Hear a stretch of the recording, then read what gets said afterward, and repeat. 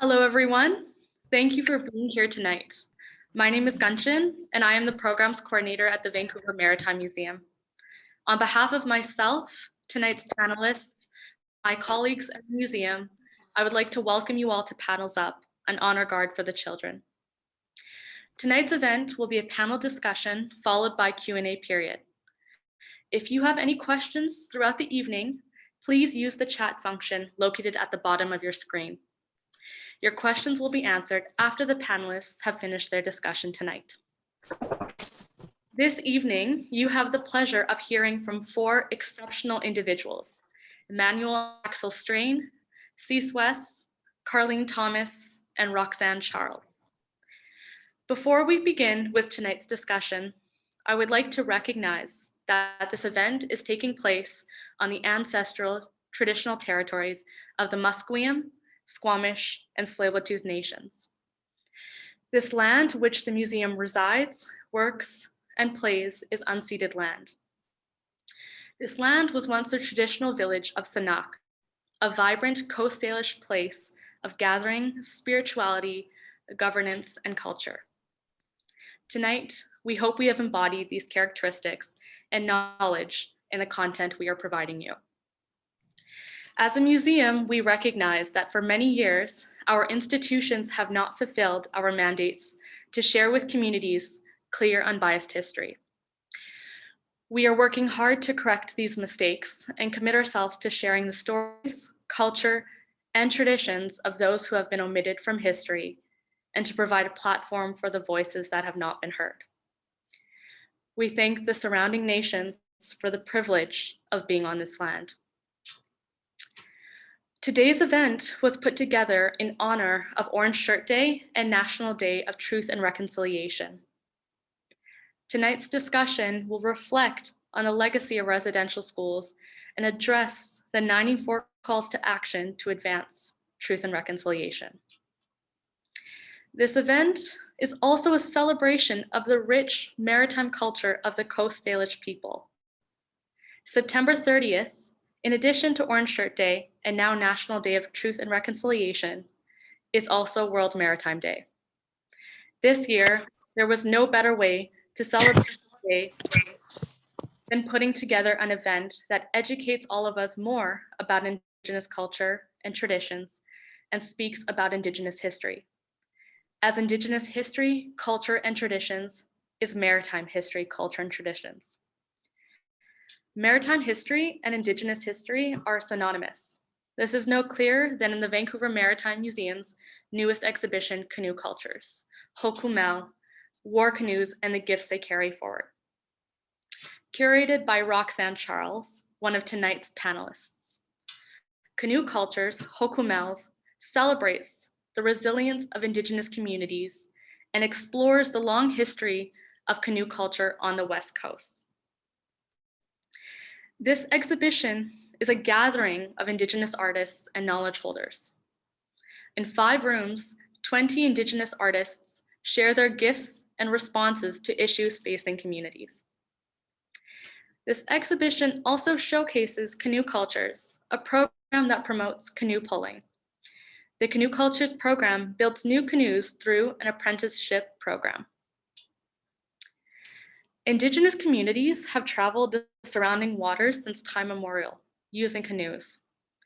Through the War Canoe, artists explore climate change, food security, displacement, and ongoing colonialism, and the impact of residential schools. This exhibition is about bringing Indigenous voices to the forefront and providing a platform for communities.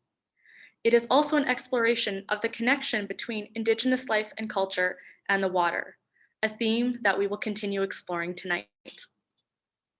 And with that, I'd like to begin tonight's discussion and welcome Manuel, Cease, Carleen, and Roxanne to the floor.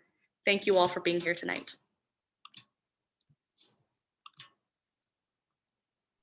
Thank you.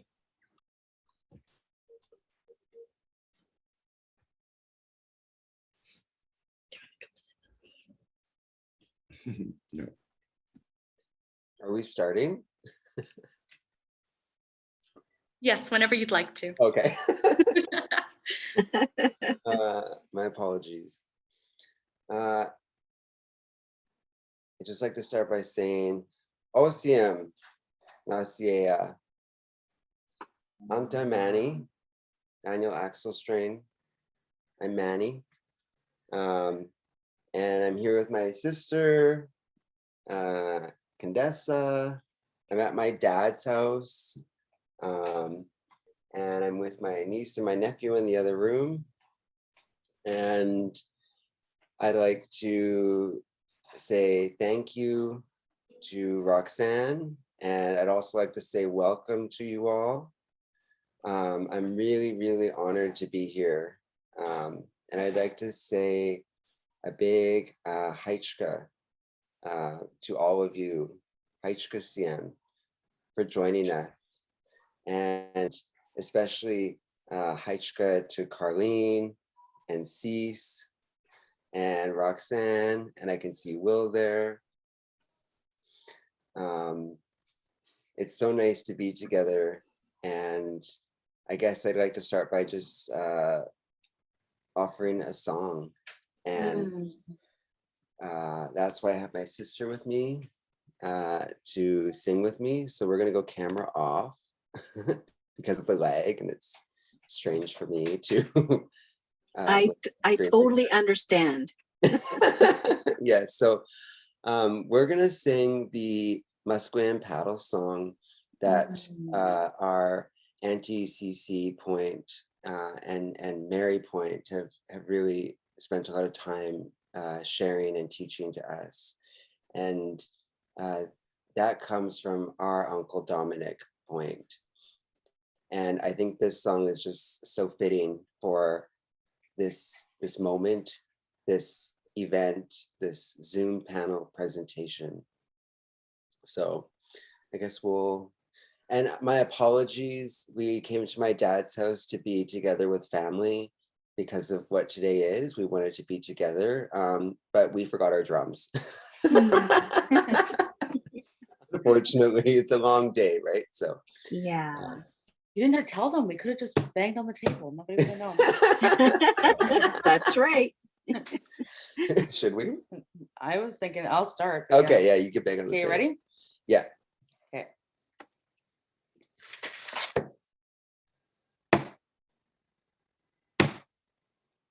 Yo, yo, hey, yo, ho, yo, hey, yo, ho, hey, yo, hey, yo, hey, yo, hey. Yo, hey, yo, ho, yo, hey, yo, ho, yo, hey, yo, ho, hey, yo, hey, yo, hey. Yo, hey, yo, hey, Yeah. hum, yo, ho, yo, hey, yo, ho, yo, hey, yo, ho. Hey, yo, hey, yo, hey, yo, hey, yo, hey, yo, hey, yo, hey, yo, hey,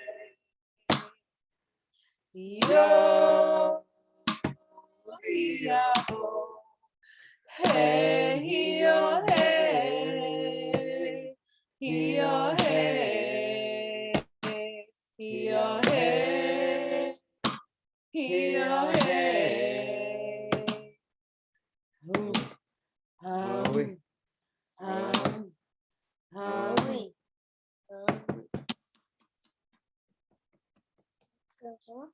Yeah, there was a moment there where my niece came in and decided to bring out a wooden bowl and hit it with a spatula.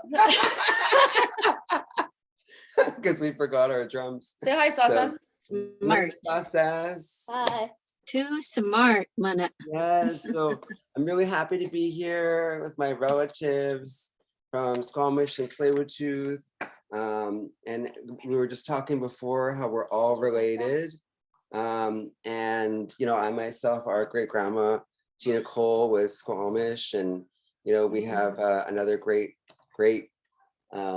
grandparent who was from Catesy, and we extend all over. And I'm just really happy to share this space with everyone here. So with that, I'd like to pass it over to, I guess that would be MST. So that's Cease.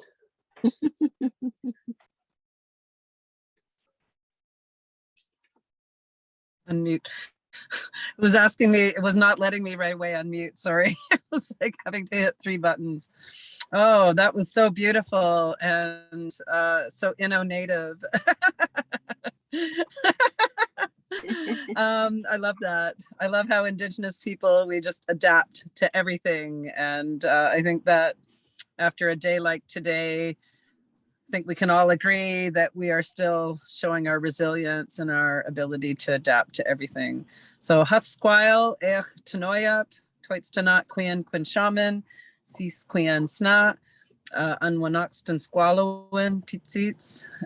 So my heart is so lifted to be a part of this discussion. I was out with my mother, actually welcoming the Tsleil-Waututh after their long walk from their community over to the former residential school today. And then I took my mom and picked up lunch and brought her home and fed her. And I went to the garden and got severely soaked and was in the greenhouse trying to warm up, and then was heading home going, oh, I'll go and eat. Oh no, I forgot. I wasn't looking at my schedule. I wasn't looking at the time. I was just being time free, and just, it didn't seem like it was 6 o'clock. It seemed like it was 4. So anyway, thank goodness that I got a little urban smoke signal from Roxanne, and, and here I am. I'm in my truck, but hey, just rolling with the times here. And I'm really excited to be here, and I really appreciate this evening to talk. I really appreciated the song, Nani. You and your sisters and niece really rocked it. And it's always good to start with a song. It always helps to ground people and bring them into a good place. And so I appreciate that you did that. It really helps. And yeah, I'm excited about our conversation. I'm gonna pass it on to Carleen. Oh, siyam ni siya. Ay tanishkolowin. Kwatsi kwatsnala ihui. Anta ansakhlot. Anta mana santalya I kwatslahot siyam. Anta imeth kwathan sakhlot kwatslahot siyam. I kwats kwastemotoch. I kwat halat. Hai tsapka amit sap washwilam I Musqueam, I schohotmish, I sewtatama. So what I said to you in the very teeny tiny bit of my language that I know called Hunkamitnam, I said, my respected ones, the feelings I have inside are feel really good to see you and to be with you here today. Even virtually, I still see you.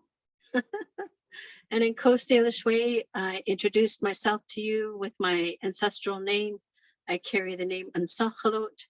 It was given to me by my grandmother when I was a much, much younger human being. And also in Coast-Salish way, I shared a little bit of my family tree. We do that for many reasons, but the most important is that it informs you, the audience, that I know who I am. I know where I come from. And as a Wellmokta, as a grandmother, I carry that a lot more dearly these days. I have 5 beautiful grandchildren. So my parents are the late hereditary chief, Ernie or Iggy George, and my mom is Deanna or Dee. Everybody calls her Auntie Dee, and she's from the Squamish Nation. Both sets of my grandparents have passed on. The late hereditary chief, John L. George, or in the circle of the Union of BC Indian Chiefs, they also refer to him as the Right Honorable, which is a really cool story. I'll tell it to you someday. And Lillian George, or Dolly, as her friends called her. For a real long time, I didn't acknowledge my maternal grandparents, and I was trying to figure out why that happened. I guess when I became a granny, it became really important to me about, you know, all the teachings and the stories and the love that my grannies gave me. And I came to the conclusion that, you know, at the time when they're putting all the Indians on reserves, they're drawing borders around us and sticking a label on us. And what had happened was they divided us. They separated us and they set us against each other. So I decided, because I am a granny now, that that's got to stop. We all lived here. We all coexisted, as my grandfather said. We coexisted here for millennia. So it's with great honor and respect I acknowledge my late maternal grandpa as Stan Joseph from the Squamish Nation, and the late Caroline Nee Thomas, Nee Joseph, Nee Trimble, and she comes from the Snuneymuxw, the Nanaimo people, and Kinkolith, the Niska people up in the Nass Valley. Raising my hands in Coast Salish way, gesture of welcome. Hi, Tsepka, thanking all of you. Amit Sepwakwilam, welcome you here to the homelands and waters of the Musqueam, the Squamish, and the Tsleil-Waututh people. I'm really excited to be a part on this panel. And, you know, today has been really emotionally exhausting, but the energy I feel here is really fun. I think we're going to have fun, and I think it's all Manny's fault. Oh, With I that- hope so. With that, I'll turn it over to Roxanne. If that's okay, Roxanne, I'd like to just add to what Carleen said, because Carleen reminded me something that I need to acknowledge where I come from, which I did not do. So I'll start with my parents. Like I said, I'm at my dad's house now. Maybe you can hear them in the background. They're all playing and having fun. And my dad's name is Eric Strain. His mom was Helen Point, and Helen's Point was my grandma. Great-grandparents, Tina Cole, who I mentioned, and Tony Point. And even further back, you go back to James Point, Martha Bailey Pierre. My mom's side, we're from Secwepemc and Syilx territories. So White is from the Secwepemc language. And Limlimt is a thank you in the Okanagan language, or the Nisilkson. And my mom, Tracy Eustache, Harold Eustache, my grandfather, my grandmother, Rose Lewis, or Nee Lewis Eustache, Marie. She went by Marie. She went by her middle name, Marie. And yeah, I'm really, really happy that you mentioned that, Carleen. So I can really have that opportunity to share that with you all. And I was just thinking too, sorry, I'll pass over Roxanne, I'm so sorry. Okay. But I have I have them with me. Sorry, my niece put on this funny background that I'm not used to, but there's my grandma and my Auntie Evelyn and my other grandma. And I'm really thinking of them along with my grandpa, you know, because of you know, what happened to them. And I'm really here honoring them and my grandpa. So I'll leave it there. Beautiful. Cook's gem. Semiahmo Nation, Roxanne Sitsanat. My name is Roxanne Charles. I'm here with you in Semiahmo territory. We had a busy day today as well, and feeling a little bit windburned. I knew that it always works out that way, the weather here in Semiahmo, that it could be a 40-mile-an-hour wind, buckets pouring, but whenever there's work to be done, the sky clears and the work's done, it starts downpouring rain again, then it clears up. My mother's Leah Charles. She's here somewhere in the audience tonight. I'm grateful for her and her big heart, and she was marching with us today. I'm also here with my husband, Will George from thesəlilwətaЛ. I'm actually the third woman in my family to marry into thesəlilwətaL. My late auntie Margaret Thomas married Charlie Thomas was her husband, and Maureen Thomas, my cousin, married Stan Thomas. And so, yeah, Will's joining us today. My grandmother's name is Slaakowit, Barbara, maiden name Charles, and I'm just kind of discovering, and I got emotional the other day on the SFU panel, because I always grew up thinking my dad was Métis and not really knowing that side of my family as much. And it wasn't up until recently I found out his father was Cree and was really ashamed of his identity. And so there's a little bit of uncovering and unpacking. I grew up really just only knowing one side of my Semiahmo culture and really grounded in that, which I'm grateful for. But I'm kind of discovering, much like Carleen said, this other, in my case, my paternal side. So OCM, I'm so grateful that you could all join us here today. And yeah, did you have anything you wanted to say? I'll introduce myself, sure. Will George from thesəlilwətaL, traditional name I received a few winters ago, Swiss, and I'm so happy to see my dear auntie. And don't get to see her; she lives not too far, but we all don't get to see each other enough these days, and it's been that way for far too long. So I came out here yesterday to help support my wife and her small community, and help with this and this important work that you know, we can't ignore the dark history of Canada. So coming together like this, honoring, you know, the ones that we lost, our loved ones, our little babies that we lost, but more importantly, the ones that are here, the survivors that that carried our teachings as who we are as people, and always wanting. We blanketed her grandmother today, residential school survivor. So all the survivors that hold that knowledge and carry it forward for us, we don't lose that way of who we are as people. So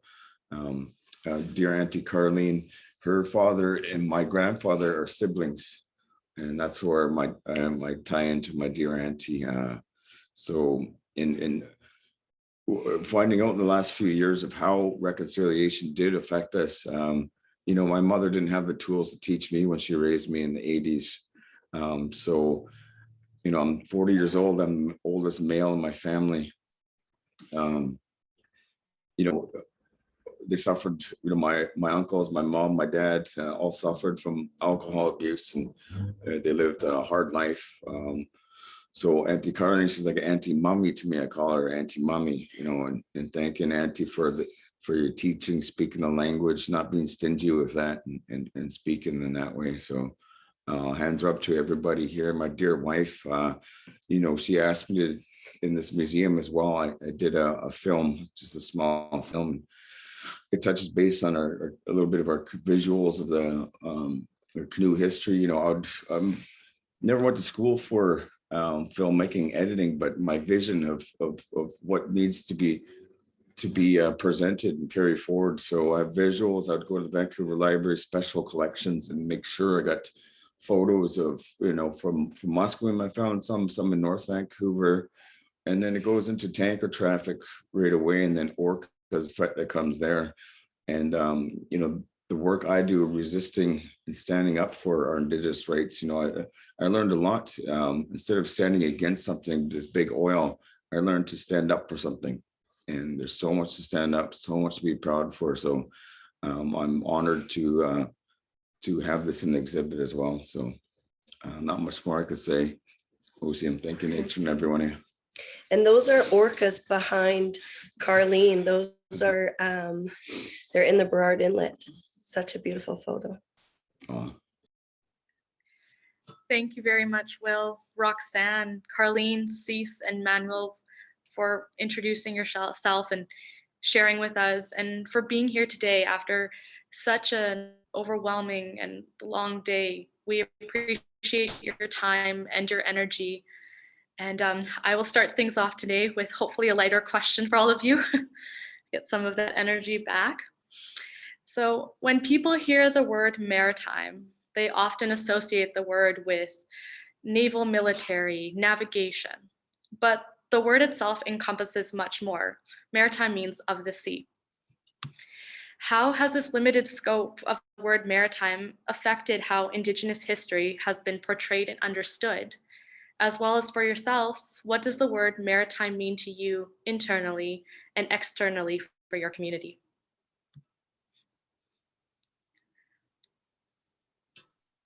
Hey, we didn't talk about order. We're going to answer questions. So Yeah. I'll go first before I forget, Kay.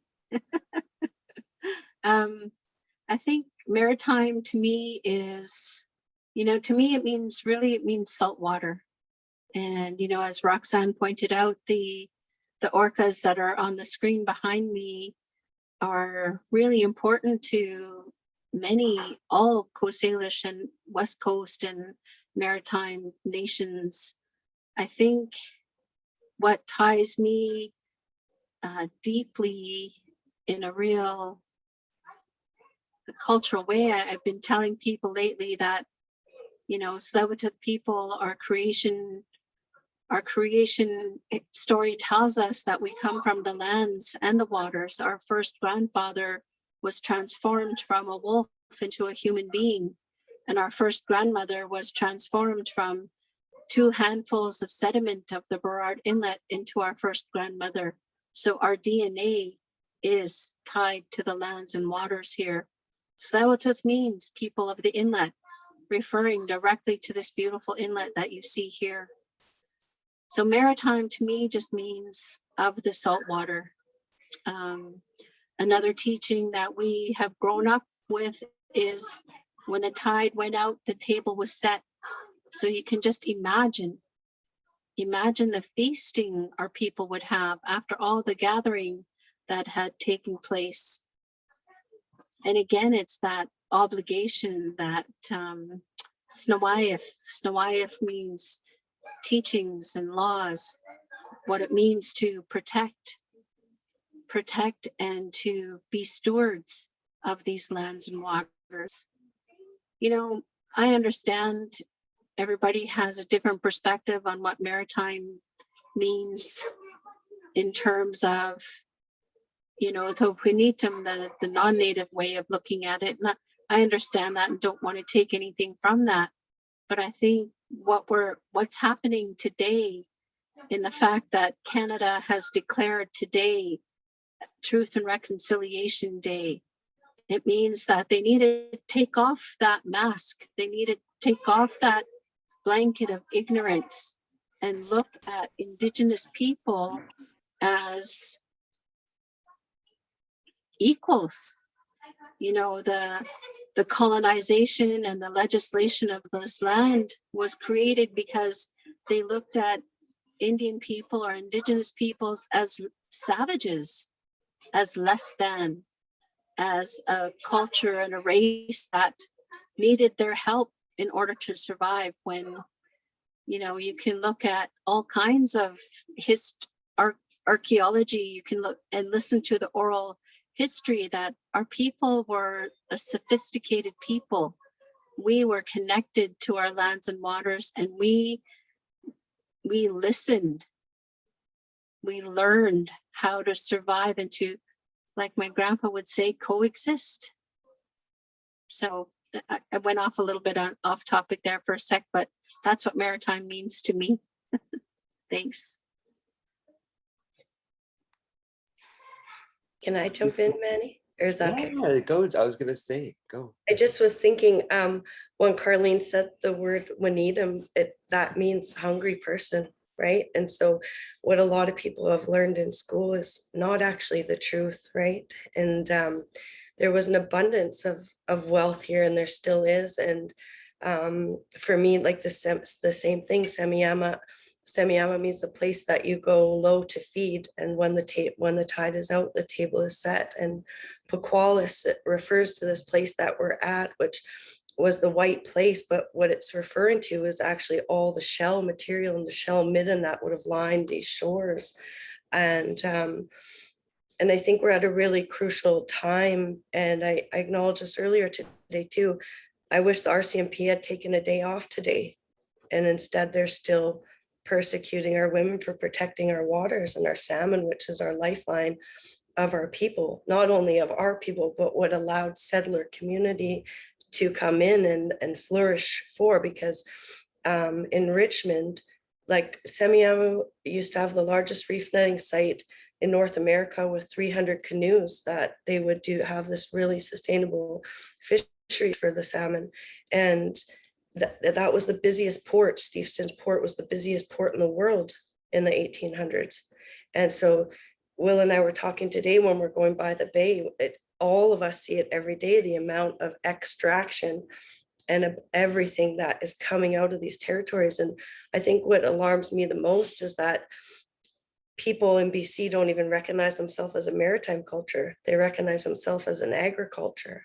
And to me, that's alarming, because this is what has sustained us and fed us for thousands of years, is our salmon.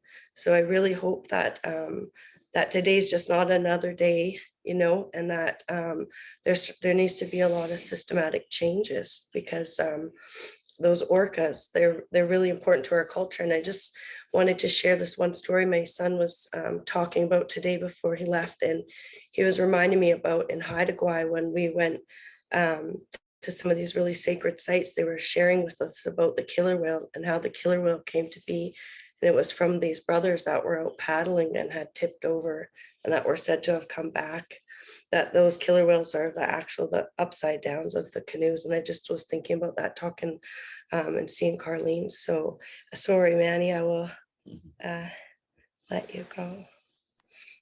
No, thank you, Roxanne. I was actually going to see if Cease wanted to go.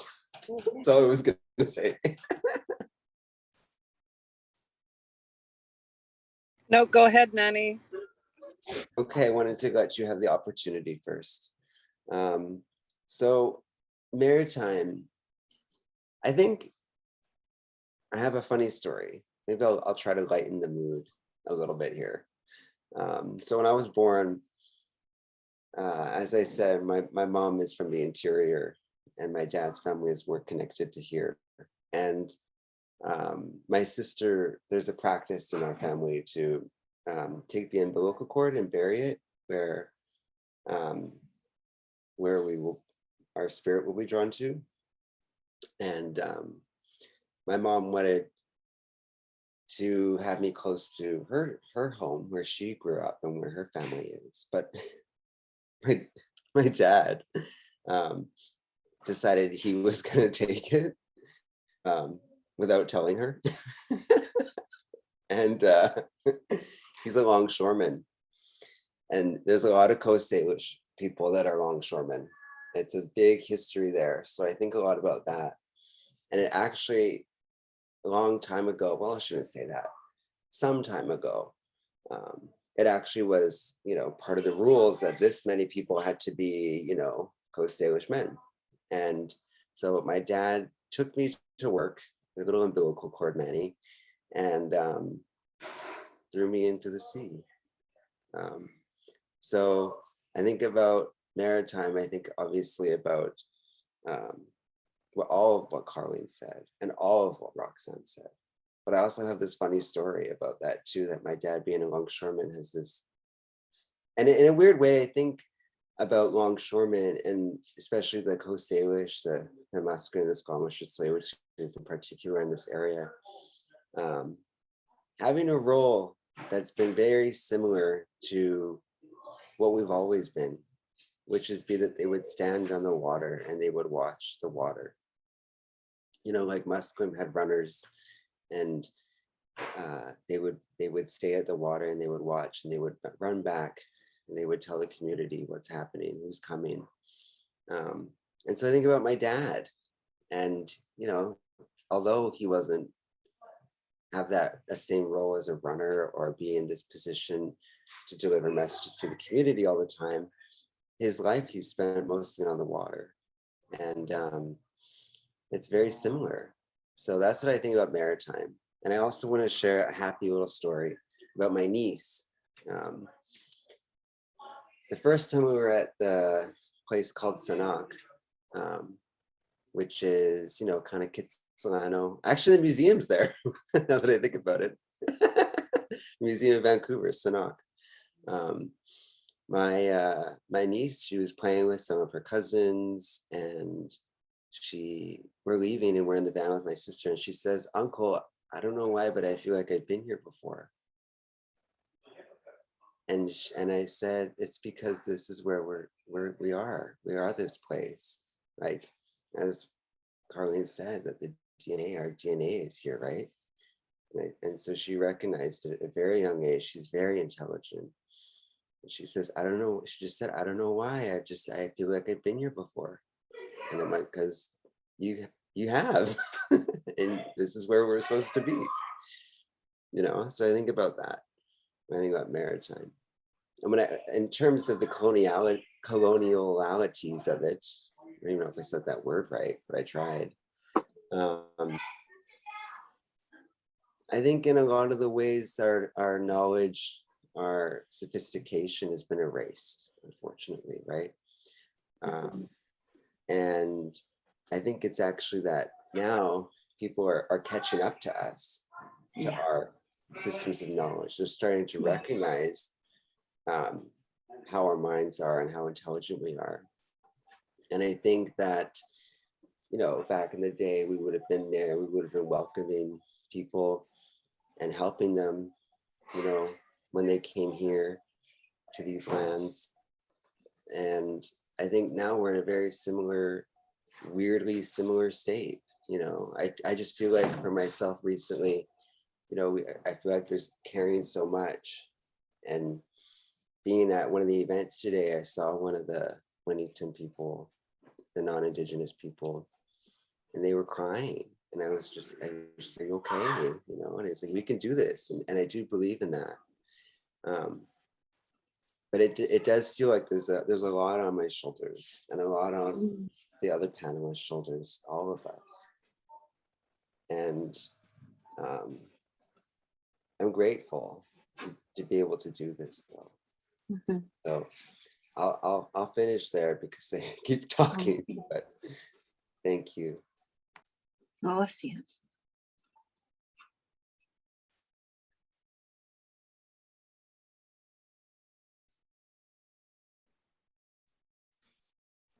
Cease, would you like to go next? Sure. Sorry, I was just listening, and I wasn't sure if Manny was going to say anything else, but I'm really happy that he shared what he shared. Hold on. There we go. I don't think you guys can see me very well, so I'm trying We to figure can out see you fine, Cease. Okay, great. Yeah, I was thinking about what everybody said. I left a bunch of stuff out in my introduction. On my mother's side, I'm Squamish and Stalo and Hawaiian, and all of those cultures are completely like part of the water. They're all shoreline cultures, and they're all connected to the ocean and to the rivers and to our ancestral highways. And then I was thinking about, you know, my father, he's from Switzerland, and how he came from a landlocked country, and it's all mountains and lakes, but there's still waterways. But I was especially thinking about, you know, the Hawaiians and all the journeys they made over here to these lands here, and how all of their culture was really based on following the stars, and the stars brought them to so many places around the world.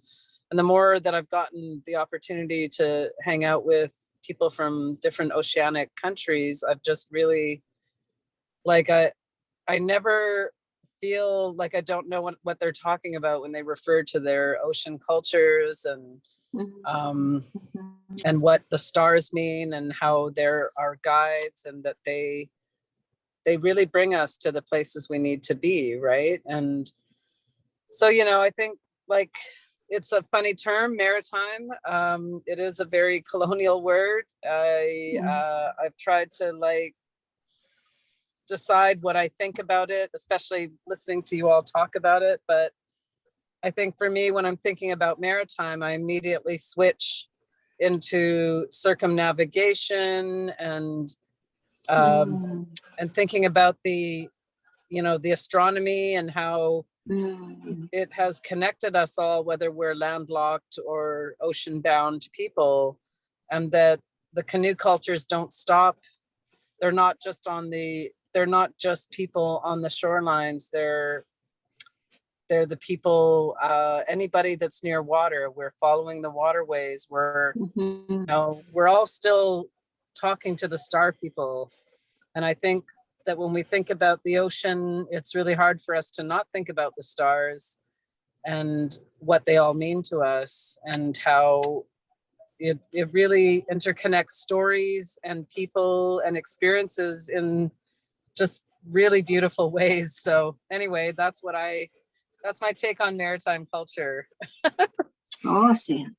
Thank you. Thank you, Cease, Manuel, Roxanne, Carleen. Thank you for sharing. Carleen and Roxanne, you mentioned this phrase, when the tide is out, the table is set. This is a phrase that many of us have heard before. And Roxanne, before tonight's discussion, you and I were talking about how the beach outside of your window right now looked a lot different beforehand. How did the arrival of settlers and continued colonialism force Indigenous communities to change practices of food gathering and harvesting? And how would you say communities have adapted and pivoted? Manuel, you mentioned you're resilient and you change. And for yourselves, what do you think is one of the biggest challenges and threats to maritime food security today? Can I go? I would say these pipelines, we got one of these injunctions out of here, and we need two more at least. Like TMX and CGL should be ashamed of themselves for what's happening on unceded territory, given the wealth that's already been extracted and the damage that's already been done. And I think that people need to stop being so complacent in all of that, because that is our food and that is our livelihood, our salmon. Like it's in our DNA. And sorry, I was just talking to Kanchan about it before we started, that the city of White Rock has no archaeological sites. It's not because the archaeological sites don't exist. It's because of the systemic racism and the worth that we were given.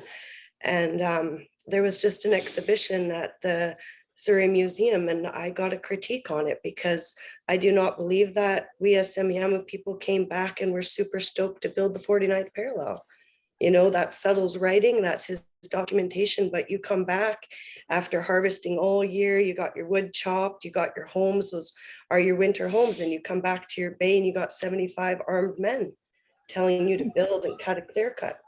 You know, Semiahmo hard workers, like written in history, and some people want to adapt to that, but I'd like to I think everybody should look at history with a heavy critique of how it's been written. And I'm sorry, I'm just really passionate about it because 95% of our food came from this ocean. And when I grew up, like my grandma's lifetime, they didn't have a fridge or a freezer. So all their fish was smoked and then they would steam it. And that's how they fed 16 children throughout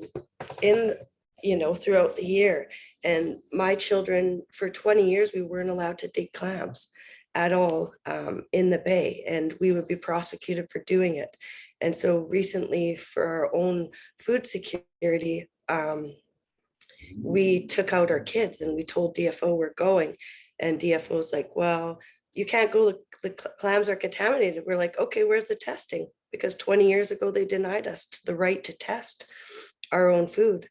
And so they didn't have any tests. They didn't have any reason. The people enforcing those bylaws and regulations didn't even know why they were enforcing them. And that's what I mean about people just not being so complacent and to start questioning the structures that we have in place. Because I'm just going to say this because it is so important.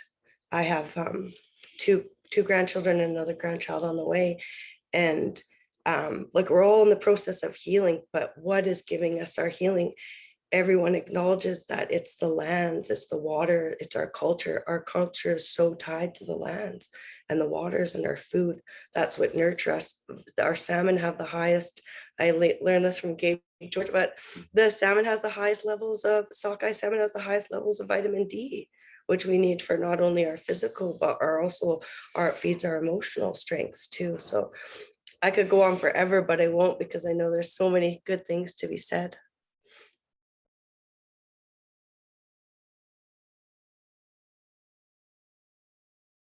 Oh, Yeah, All right. two I of us. think, Yeah. Oh. And here? Go ahead. Yeah. Oh. Okay. I would like to, I'll bring up the years of I spent on the Fraser River catching our food allocation and what that felt like for me. It's been 42, 60, 3 months on a row away from home, knowing that my family was being fed. And, they're keynote species salmon. We're all related all the way up to Adams River and Adams Lake, all the way up the coast. We're all related through the sockeye. And it's hard. I haven't fished since 2005 or 2004. We declined all of our, and that's how we are as stewards. We declined our food allocations. We're gonna let those numbers continue going, but I'm the only one fisherman from my nation. So much has been taken away from our bundles of who we are as people, what sustained us for thousands of years. And like Manny said, to echo your words, there's a lot on our shoulders. There's a lot we carry with us when we do this. And looking at the picture, I keep looking at it, and that's home. That's our water right there. People of the inlet, and it is hard when you look at what salmon is. It's a keynote species, and Cease could probably speak on a little more what it does to our forests and how it is a keynote species. And if we can get people to look into what that is, there's so much that is not talked about, and it's up to us to carry it, to get it out through our messaging and just being who we are as Musqueam people. So it's a big topic for me, Sam, and we know this. Through the 25 years, me and the wife knowing each other, always making sure we get salmon, and it's hard. It's very difficult to see the resource extractions, and then for us to go, look across Canada, Mi'kmaq, how they were treated to go out there and protect and provide for their families, and how racially wrong that was and what they were put through. It's hard on us to see it, and hopefully the next generation could, non-Indigenous people, they get educated. This is what I tell the youth to get educated, challenge yourselves to make these right decisions, to protect these species that is much needed for us. So not much more I could say about that. Thank you.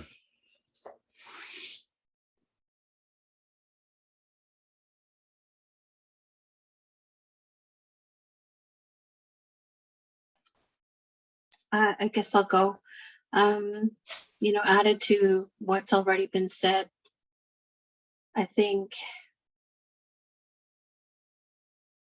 part of what we can be doing now that Canada has acknowledged this day is really hold up to them the other commitments they've made to fulfilling the 94 calls to action and to enacting UNDRIPT, United Nations declarations of the rights of Indigenous peoples.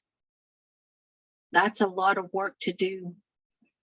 When we think about all the things when we think about the food sources that that we have no access to anymore, it's really sad.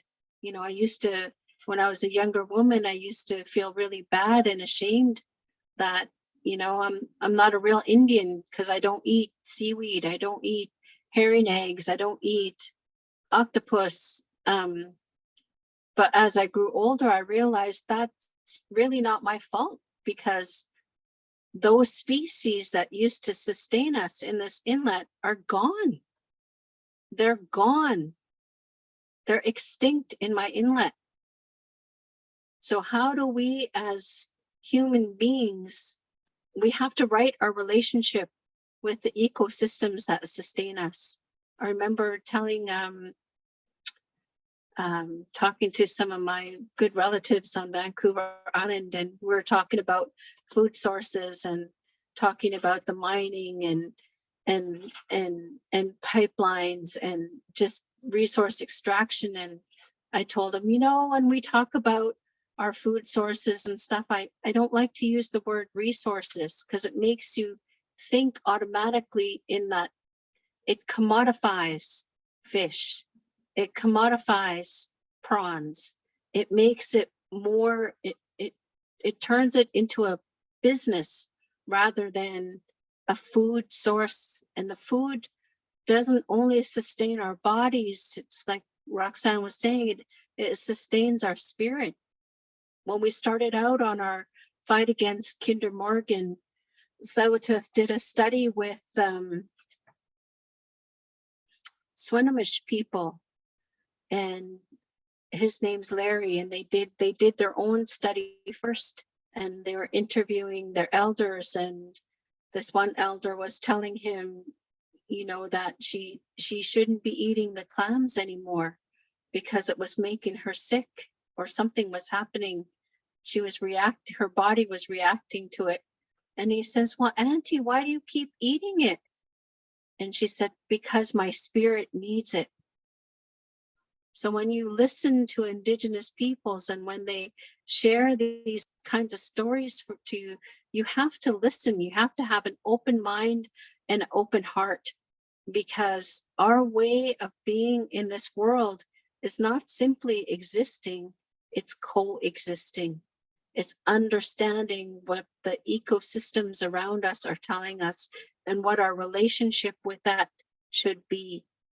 So I haven't been able to, we haven't been able to harvest shellfish in our inlet since the 70s. So my children didn't grow up on the beach like I did. My grandchildren were going back to the beach because it's a little bit better in terms of it being unpolluted, but we still cannot harvest clams. We still cannot harvest oysters or mussels.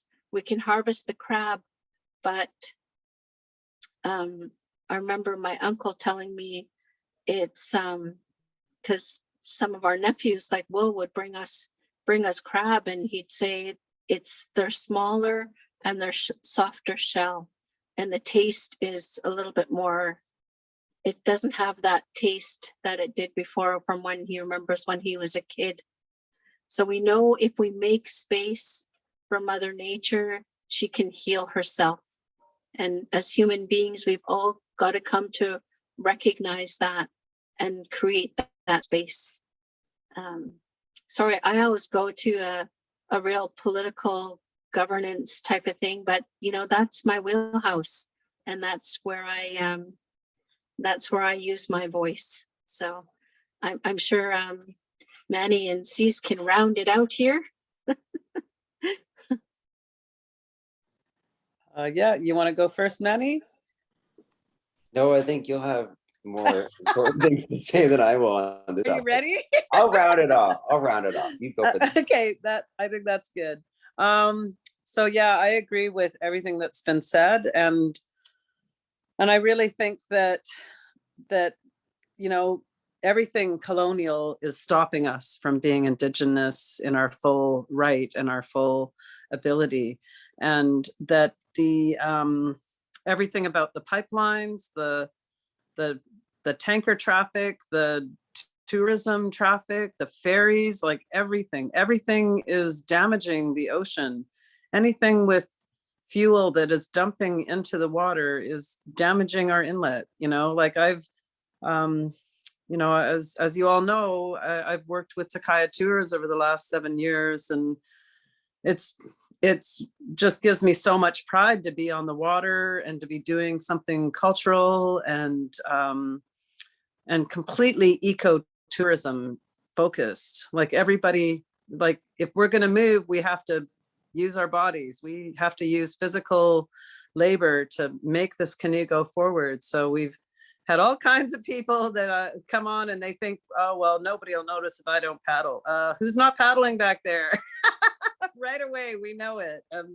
You can take a break for 1 or 2 strokes, but get back to work. If you didn't come here to paddle, what are you doing on board? Because it is the closest way that other Indigenous people who have never canoed, or to non-Indigenous people, that they can understand people that are canoe cultures and the work that it takes to move a vessel. It takes physical power. And just to note, I have been in 26 car accidents, and I really shouldn't even be walking. And I started paddling when I was 45.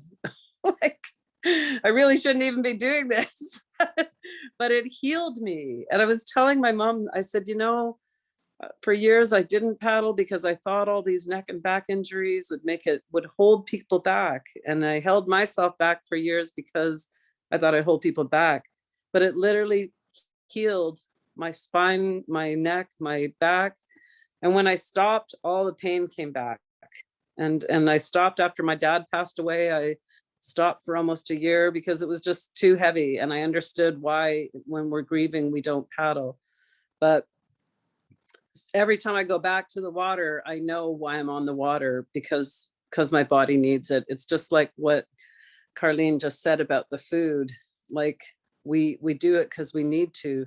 We eat the foods we do because we need to. And, you know, now with losing killer whales because we're losing salmon, and looking at everything going on, like we're looking at having to actually eliminate some of our seafoods in order to give them time to restore and remediate. And I don't feel good about having to stop. Like I stopped eating salmon when my daughter was 5 because she became allergic to salmon, and it killed me that the one free food I could bring into the home, I couldn't feed my child. And we were poor. It was a struggle. I had to really, you know, reason with that. And she would lie to people, I'm not allergic. And then she'd like break out. I'd be like, oh no, she did it again. She lied. And I was like, because even at 5 years old, her little spirit knew that she needed salmon, you know, she had to have it. And it made me, you know, really work hard. And I fiercely kept her away from seafood. I wouldn't even eat it in the house because I was afraid she could smell it. And then after years of that, she actually, the allergies changed and she could eat salmon again. And I was so like, they say every 7 years your body changes. So I was like so relieved. And it happened during tribal journeys where I sent her off in the canoe and she got down to Lummi and she phones me, I'm eating crab and salmon. I'm like, oh my God. And I was like, no. And then she's like, I didn't react, Mom. I didn't react. And I was like, it's just like freaking out. But I realized how resilient she was, and I could see how her spirit was just so ancient. And I had always said that her spirit is ancient, and she's, you know, she wants to eat like the ancestors did. She wants to eat like she did in previous lifetimes. So, you know, I couldn't begrudge her that. I was relieved that she didn't react, but it was like, oh my goodness, that's the kind of young person she is. And, you know, and it's like all my life I've worked in food security and food insecurity, tried to raise people's level of food access, and even just people eating alone is a food insecurity, like people eating in isolation and not, you know, I think about how we're all conditioned to be eating at the table and having conversations and catching up to one another and finding out what's going on with one another. And And that was always something I did with my daughter when she was growing up. I would make us sit together and have one meal a day together, because she'd be running off in the morning. I'd be feeding her, I'd give her lunch. We wouldn't see each other for 2 meals a day. So I said, one meal a day, we have to sit together, and we would talk about things. And, I taught her how to grow food, or I taught her how to gather food on the land and medicines. And now it's sustaining her. And I see that that's why I dedicated that time. And I know that's why my parents did it for me too. They also made me learn how to grow food and how to gather food and how to be, in all weather. That's why today I was out, that extreme rain, I was just soaked, but I couldn't stop. And I was like, we're planting garlic. And I had these mushroom spores that were in the fridge. And so we went around and spread them all over our little food forest. And we just talked about how, how the rain is so intense, but how it's so necessary. And to think like that the things that are the hardest things for us today are the things that have been the hardest things since contact with European culture. And that is colonialism, and how it is destroying the most sacred places with abundant foods and medicines and utilitarian items. And that without all this, we still have to find ways to gather all of that, to gather our food, to gather our medicines. We have to be resilient. And like everything we have to do now, we have to remediate and restore, like I know Tsleil-Waututh has been planting eelgrass around different parts of the inlet. And I want to be part of that. I want to be doing that too. I want to be helping rebalance that. I read an article a few years ago about how Seattle, such an urban city, and it's so hugely populated. And it's really close to where the Chinook salmon come from that feed the southern resident killer whales. And so I was reading how people were starting to help remediate the water by reinstating indigenous shoreline plants throughout even urban spaces throughout Seattle in the waterways, and how it was becoming like an amazing drive-through, swim-through experience for the salmon. Like they were getting the food they were missing. And as humans, we know we want 20 restaurants to choose from. Well, imagine as a salmon, you want that too. So I really think that even though all of this stuff is happening, where our natural resources, for lack of a different term, I feel like I need to find a new term for that too, Carleen. But for all the things that we're losing, we need to keep being those smart creatures that Creator, saw in us. And even though we have the ability to destroy, we need to have the ability to replace, not necessarily replace, but to remediate and restore the places that against our own wills have been thrown out of balance. And it starts with things like putting shells back in the shoreline, rebuilding our shell middens, transplanting the eelgrass, transplanting sea asparagus and sea cucumbers and everything. So those are all things that go on in my mind all the time, that we've had the ability to destroy. We also have the ability to heal that environment. And as Indigenous people, we know that we can't live without these things. So we really need to strive for our next generations, our next several generations, to have the things that we grew up with, that as Carleen said, there are things that you're not connected to. It's the same with me. Like I couldn't imagine trying to eat sea cucumber. I get nervous thinking if that was the only thing we had at the feast, how would I deal with that, right? Sorry, Cease, Will said, is she busy tomorrow? Does she want to testify? I'm in. Where? You need an expert witness. Yeah. Okay. Court. I'm here for you, cousin. Oh, good. Yeah, it's good opportunity to go give this judge and the crown some teachings. And I'm looking at 3 months of jail, and tomorrow they'll find me guilty or not guilty. Oh. So Where? Supreme Court tomorrow starts at 10. And I can call, character witnesses, but it's a good opportunity to go in there and give teachings like that. So Yeah. I'm busy tomorrow. Well, send me the information. Yeah, Oh, wicked. he's representing himself, and so far it's been going really well and just wasting taxpayers' dollars. Yeah. Well, they've wasted our resources for like too many centuries. So it's time for us to kick their butts. And I'm here for you, cousin. And we have to stand up for each other. We have to stand next to each other.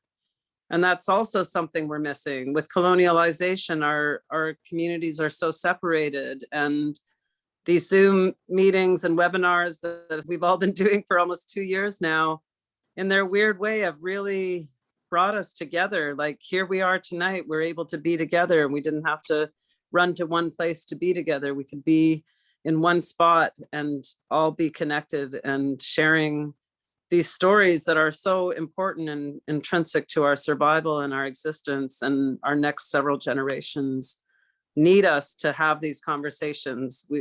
We've been having them a long time, but we're starting to fine tune them to the things we really, not just what do we need to do, when are we going to do it? It's like, it's now. We have no other, we can't put it off. We have to do things now. We have to save. Yeah, I'm in. All right, I'm gonna pass it off to Manny to wind that question down. Oh, Haichka, Cease. Those are all, sorry about the noise in the background. As I said, I'm with family. I hope it's not too loud, but maybe you can't even hear them. Maybe it's uplifting. I think it's uplifting. Oh, good, okay. I like it. Yeah, it's happy families work together. But maybe it sounds like they're arguing now. As I say that. But I was just want to say, it's all wonderful. Like everything's already been said, right? Everything's already been said. The only thing I can add to it is that, besides just that everything's been said, that I think the way I think of it is all of this is connected. We have like all of this stuff that's happening in the world right now with everything. It's all connected. So when I think about the land, I don't think of the land, I don't think of the human, I think of it as one. And I think of the food or the plants or the animals, the salmon, or whatever it is, it's all life forces. These are life forces. And I say that in reference to the silks amazing person, Jeanette Armstrong, who my cousin Callie connected me to their work. And that wow, it's really loud, hey?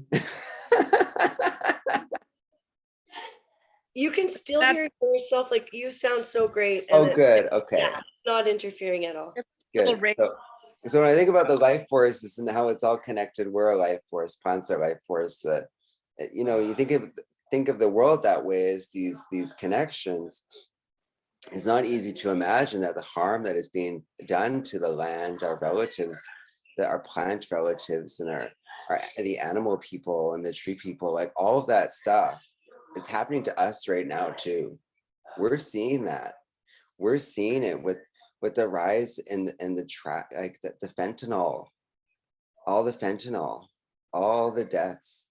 That is connected to the harm that is happening to the salmon. That is connected to the harm that is happening to the plants, or like all of that. So we're eating ourselves. We're eating away at ourselves now, right? And so we need to get back to, I believe that we need to get back to what Carleen said, what Roxanne said, the work that Will is doing, what Cease is saying, and all of us. But we also have to sort of work on ourselves too, and how we connect and relate to each other. Because the damage we cause to each other impacts all our relationships to the land, the water, and the plants.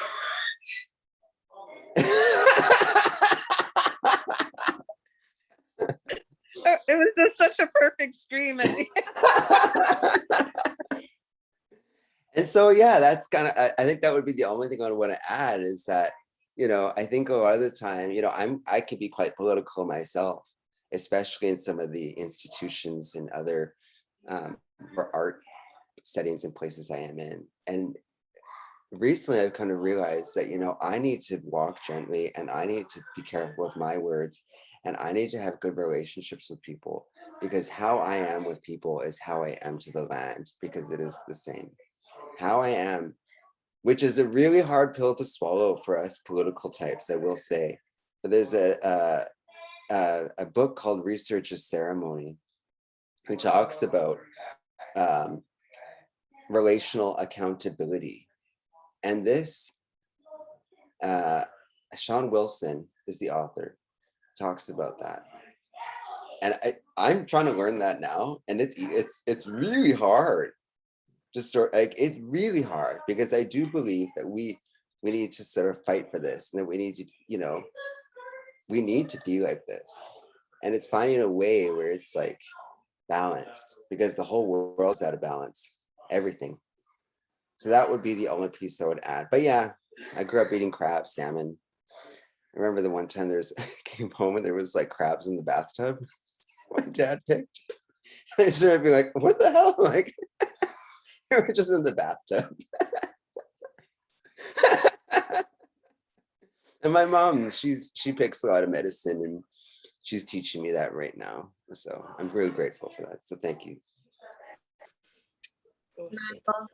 I know you say that to hold back your thoughts and maybe not be so political, but I want to say that I welcome it, and I am happy and thankful that you are, and all of you are so honest tonight about your truths. This is something that has long not been talked about, and it needs to be. And it's hard to the ears, but it's something that we need to talk about, and we as settlers and people on this unceded land need to know. So thank you for your truths tonight. I heard this phrase recently about somebody trying to understand how to approach truth and reconciliation. And the person said to them, the first thing that you can do is understand the truth, because then reconciliation will follow. So how does talking about truths move forward? These 94 calls to action move forward. How does teaching people about truths in an exhibition that I'm standing in today, such as Hokumel, canoe cultures, help move forward these conversations and help people understand how they need to be more active and better allies and neighbors?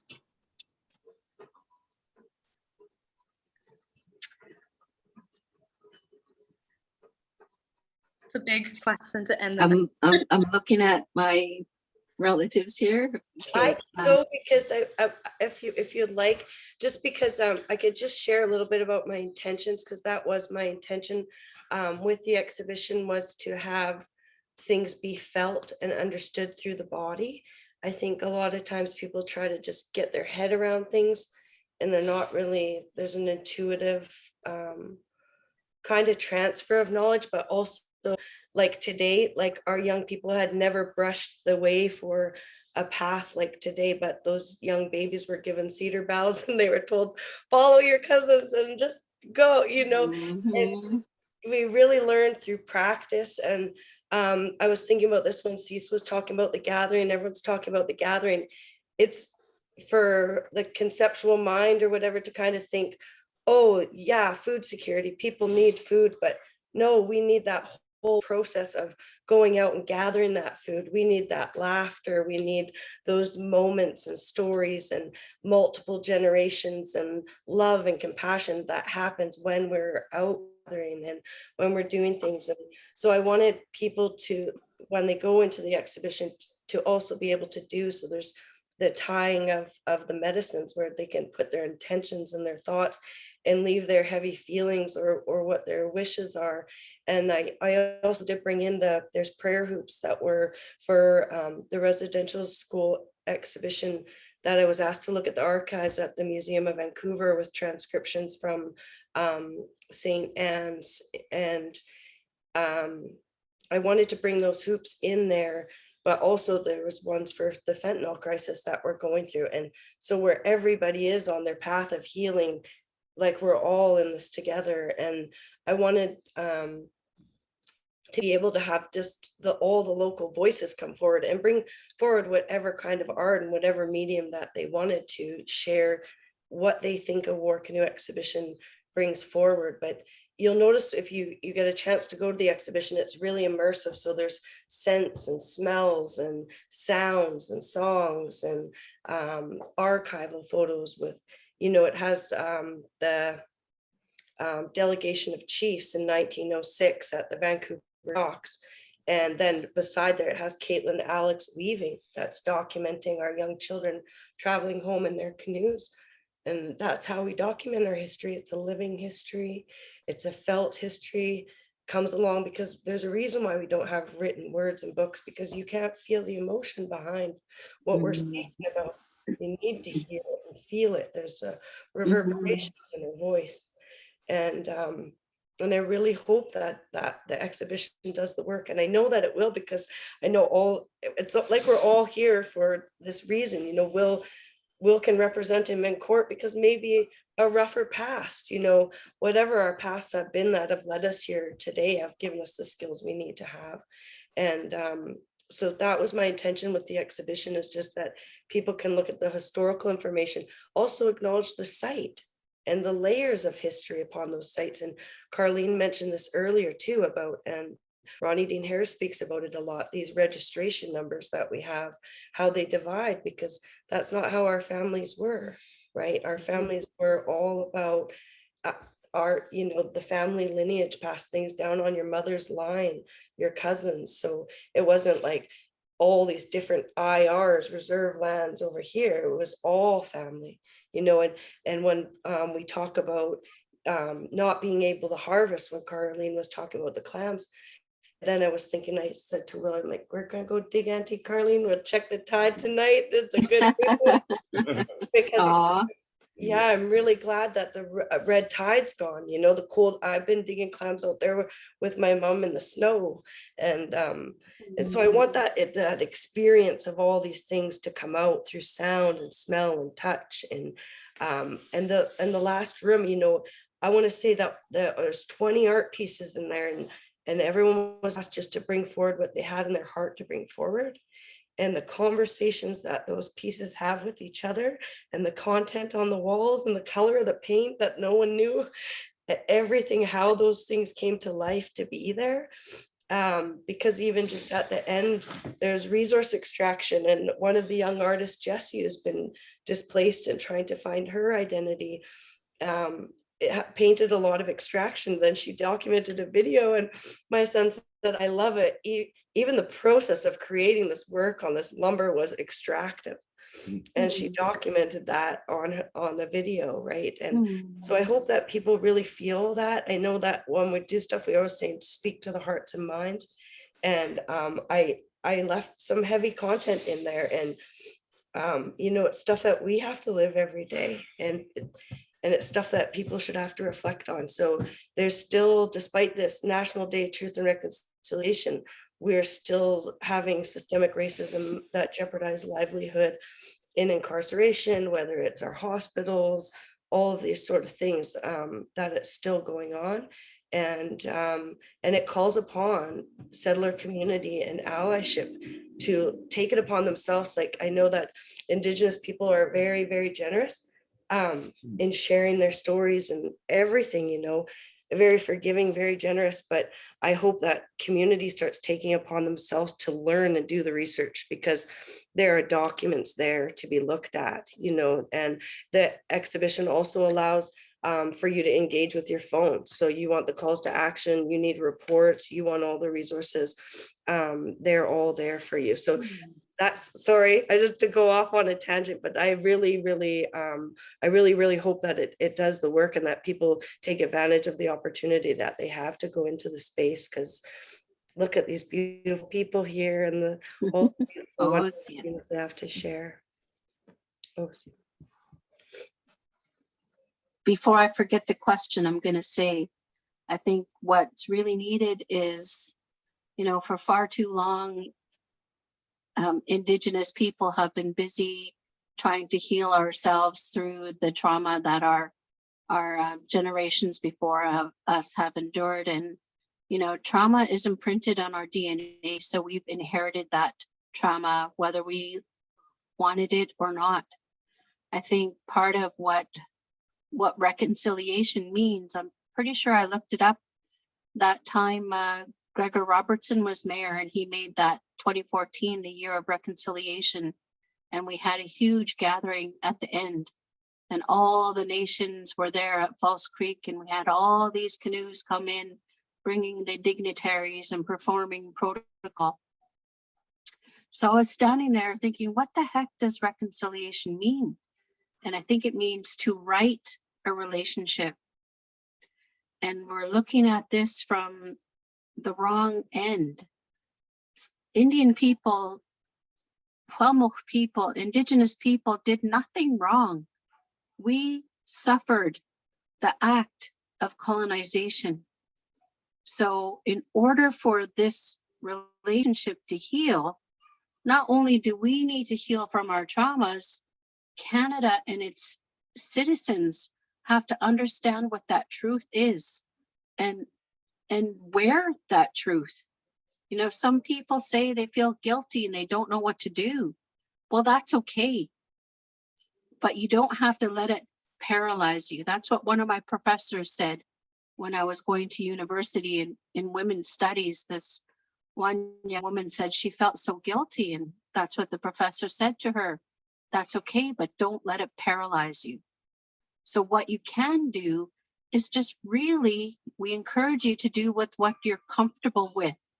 We don't expect you to be like my nephew Will out there and standing up and being that activist, you know, putting your life on the line.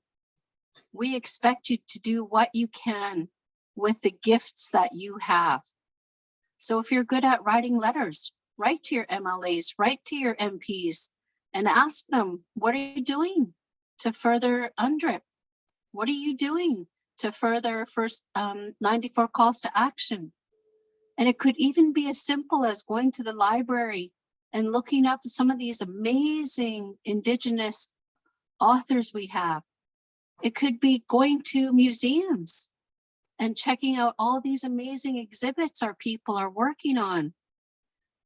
It's you opening your mind and your heart to understanding where we come from and where we can go together, because we're not in this alone. And you don't have to feel like you're alone or feel like you have to carry that burden of guilt. You just have to do something. There was a show, there was some kind of a documentary on TV tonight. I missed it. These three young women from back east, they did a half-hour documentary, and I can't remember what it's called, In Their Blood or something like that. And they were researching some of them were descendants of the 60 Scoop, and some of them were obviously descendants of residential school survivors. And they were just documenting that.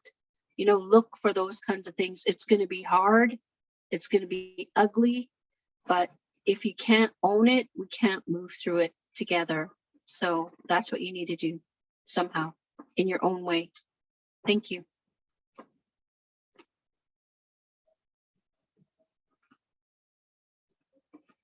Will said, is Auntie busy tomorrow? We need another extra.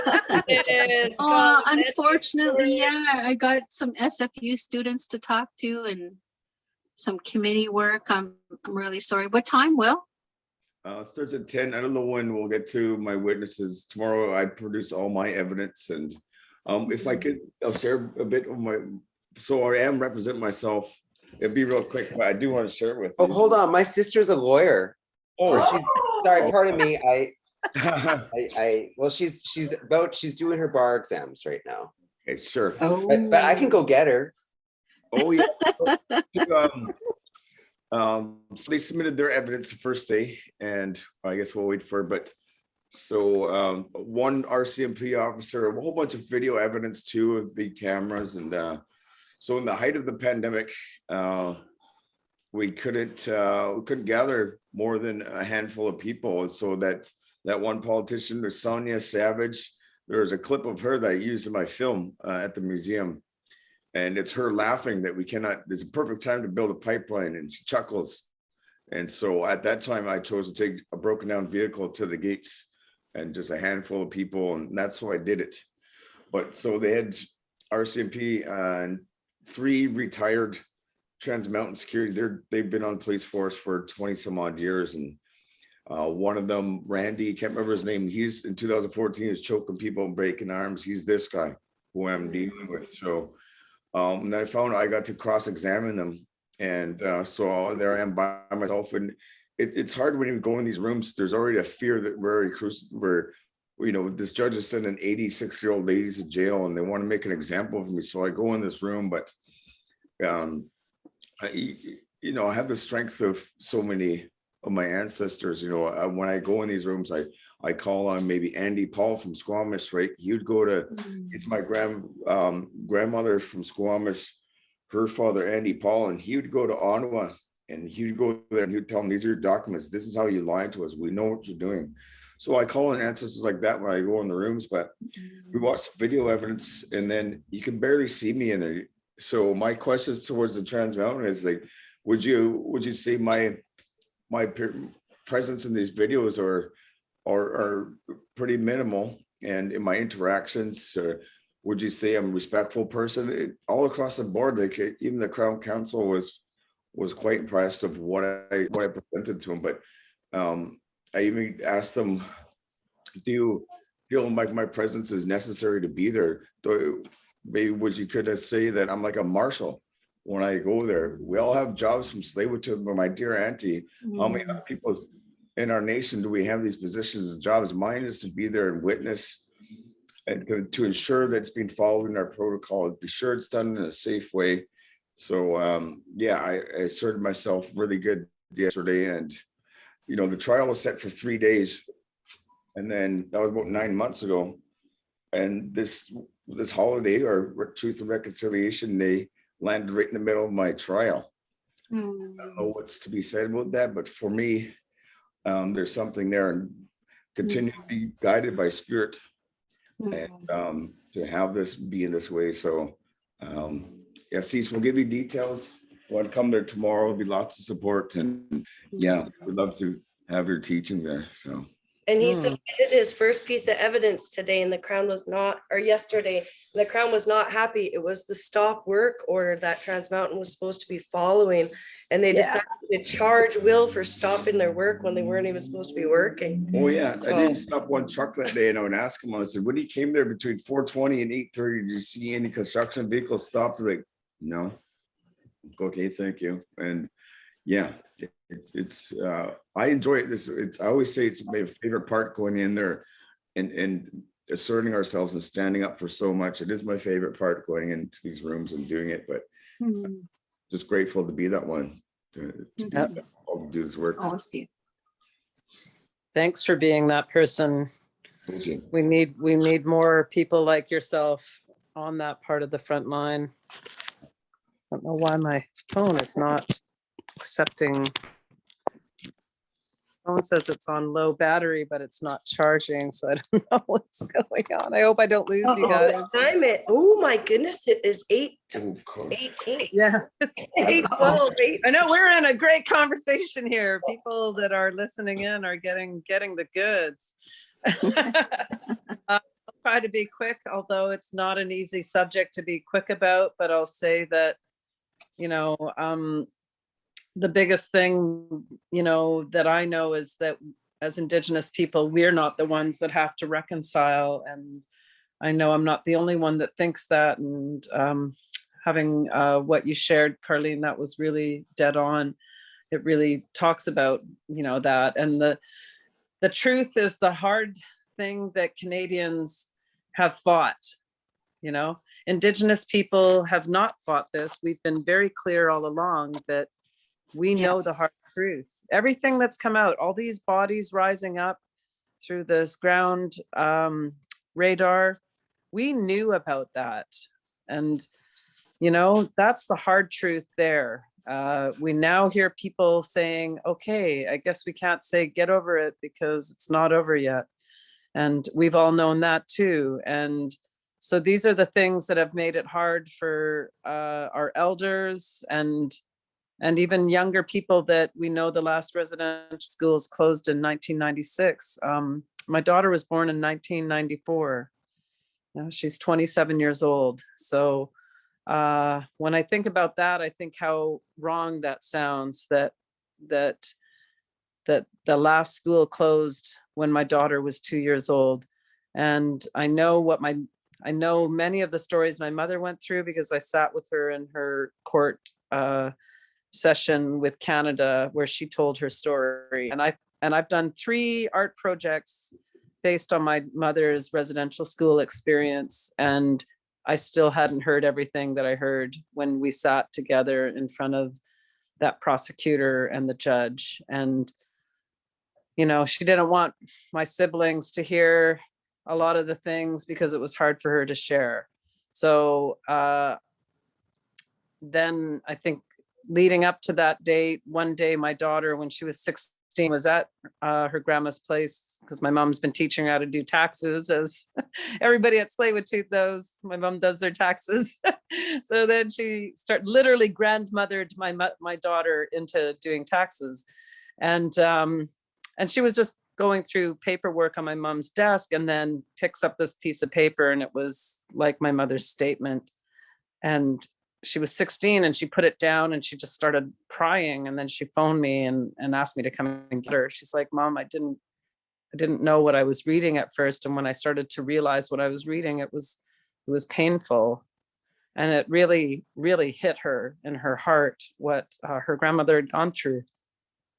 And I was like, yeah, as an adult, it's never been easy for me to hear your grandmother's stories. I've recorded them. And I even did a whole, I think it was like a half hour where I just sat with my mom and I put my phone on the table and did an audio recording. And I made a little video for her that she can use at any time. But I did that for her grandchildren, because they're too young to hear that story now, but in the future, they're going to want to know. So I wanted her to have a digital recording that she could just say, listen to this, because just to stop extracting that labor of pain that would come from her sharing those hard stories. And, she was so happy that I could do that for her. And I'm like, there's not much I can't do anything for you. I'm helpless, but if I can help you to be able to set it up that you can tell your grandchildren without it paining you any further to tell those stories, I'll do that. So the truth is hard. Our young ones are going to eventually hear these stories when they're older. And the Canadian government and Canadians need to know these things. We've all heard the hard truths about Auschwitz and, several layers of genocide. And the one truth that our elected leader in Ottawa there refuses to say the G word, it's terrified of the truth of genocide. And that is a real thing. It is what we know happened. And these children's graves that are being discovered is what is saying to everybody that genocide really happened. And they need to stop sugarcoating it with every other term in the books. They need to just say it like it is, acknowledge it, and we're never going to get beyond the truth if they don't look at the truth. And none of them will reconcile with Indigenous people until they swallow that truth and understand it. So that's not much more I can say. And I think we've gone way over time. And if I if my battery dies, it dies. I will, I'm trying to charge it. I hope that it's working, but I think my phone might have got a little wet today in that big downpour. So yeah, I'll leave it off to Manny to finish. Yeah, thank you so much, Cease and Carleen and Roxanne. This question.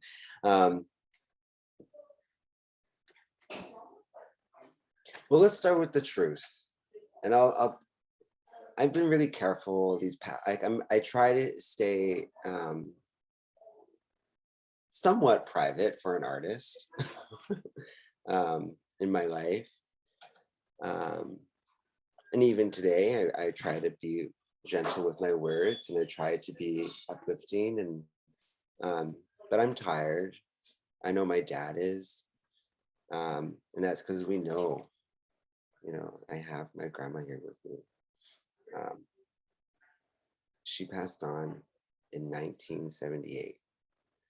So she didn't get the opportunity to do what's being done right now, what's been done. She didn't get a chance to do that. I know what happened. You know, and I asked my dad, is there anything you want me to say? He said, I just want to tell the other Indians to just be strong. So that's what I'm going to say. And you know what? Sometimes the truth is not for everyone. You know, and I like that what I know happened to my grandma, which my dad told me is just for us. I don't need to do that. And I encourage everyone to recognize that when they're asking people to speak the truth, is to know that the truth is there and you don't always need to know it. Because Cease mentioned it, it's extractive. Extracting people's trauma is just not okay, you know? And so I'm going to leave that with you. What my dad said, which was be strong, because this is her story that was passed to my dad. And now my dad is the one that can only do that. And so that's it. Be strong. As far as the other side, my grandma on the other side, and my grandpa, to Kamloops, you know? And I see some really, the truth is, this has all been very painful for all of us, you know? And there's a lot of people hurting right now. And today's been exhausting. But I know that my mom has been there today. She's probably been there all day knowing her. And I've been there. I've been privileged and lucky enough to go there since June. And there's some beautiful things happening. And what I'll say is that, you know, my dad said, which was be strong, which maybe isn't the most trauma-informed thing to say, but but those are my dad's words. And I'll also say that the way I see it, which I kind of spoke on in the beginning, which was that I think the rest of the world is catching up to what we know and what our knowledge is in all aspects of life. And I think that's happening again now too. You know, at the events today that I was at, I've worked a lot on myself. And I know that my family's doing the same. So today when I saw the other non-Indigenous people crying, I was there for them. And that's a real piece of humble pie for me to see other people crying, because it's so new for them. And I felt good about that. I felt that I felt okay to say it's okay to help, you know, the Huniton people. The Huniton. And we've always done that. And that's what's happening now. And sometimes when help is there, it's hard to take it, which is why we have things like the court case tomorrow. Because sometimes when people want help or when people need help, it's hard for them to take it. And that's what's happening with the government right now. You know, we're trying to help you, but they don't, like I said, that's how it is. So truth, reconciliation. That's what I said. And I am so happy to be here with everyone to say these words. And I'm so grateful to you, Roxanne, and to everyone here. I love you. Thank you, Manuel, for leaving us with these words. Tonight, we were going to end our discussion with a question and answer, but I think tonight was about listening.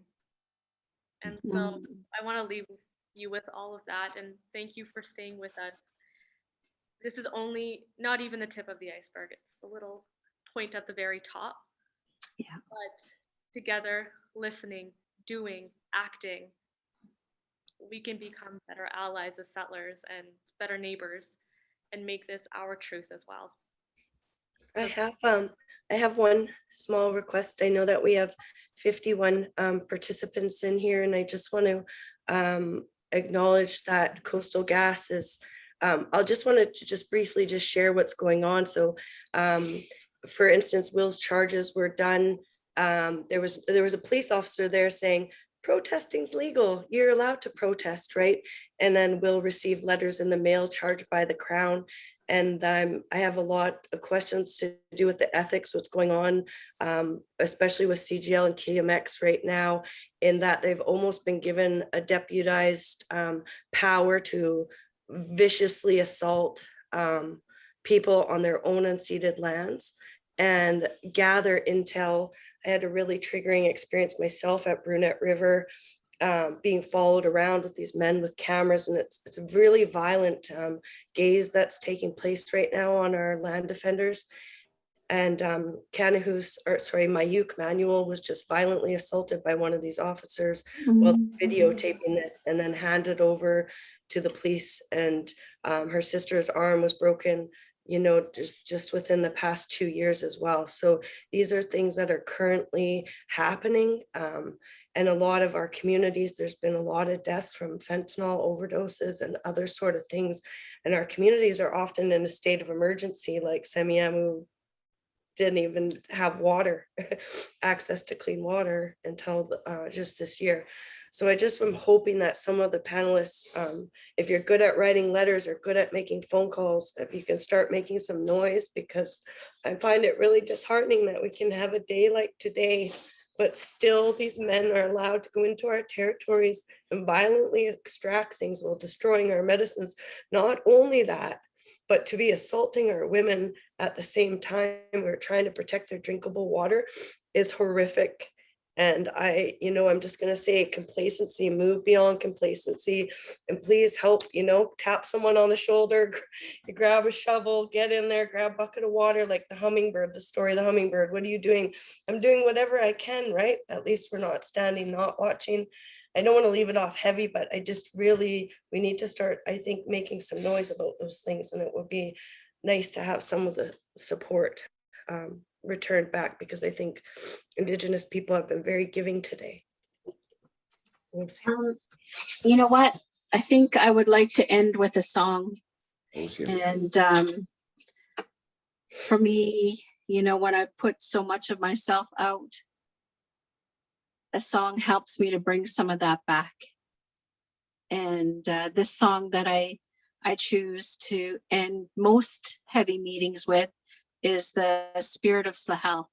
Sahel is a bone game. It's a hand guessing game all across this continent. Every Indigenous group has a game like this. And, when my dear late uncle, Len George, revived our dance troupe. And so he taught us, the Sahel was a guessing game.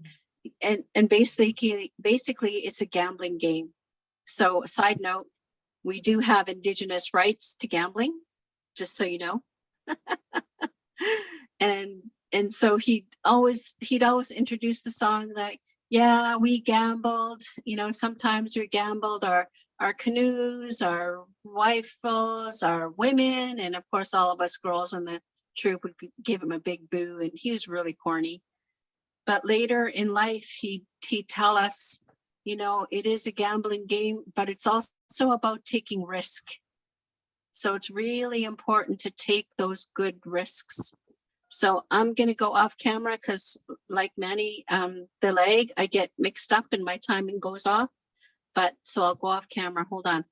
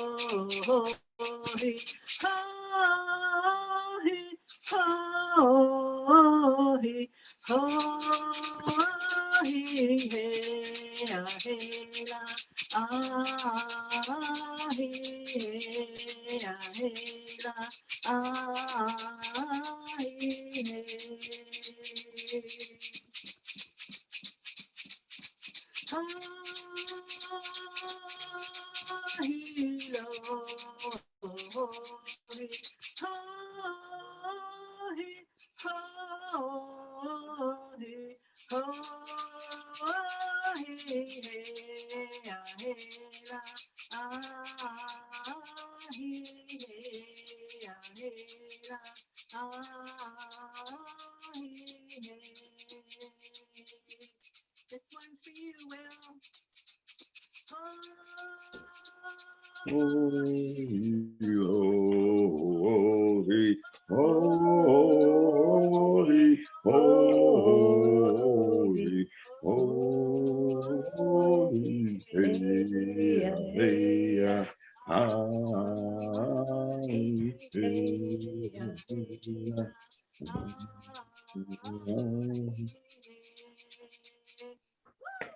Woo! There you go. Awesome. Thank you, everyone, for joining tonight. Thanking all of you for a great evening. It was really good to see all of you. Thank you very much, Carleen, Roxanne, Manuel, Cease, and thank you to our attendees. Have a great night, and we hope to see you here, and we hope to see you in the community, speaking those truths, being those neighbors. Good night. Good night. Bye-bye, everyone. Love you all. I do. Good luck, Will.